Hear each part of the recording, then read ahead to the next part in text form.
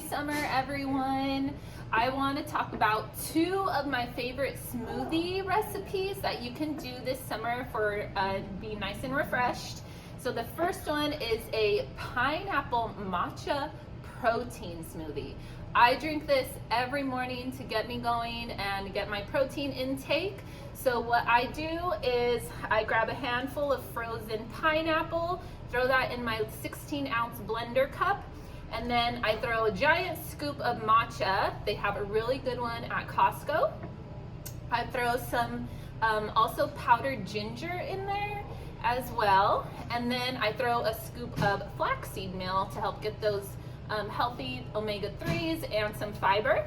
Then I fill my cup all the way to the max line with coconut water that I also get from Costco.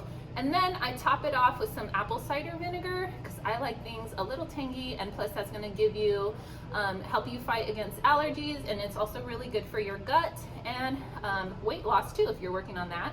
It helps boost your metabolism. I blend all of that to make sure it's good and blended, and then I throw in 2 scoops of vanilla bone broth protein. That gives me about 40 grams of protein. Blend that for 2 seconds and then enjoy that for my morning.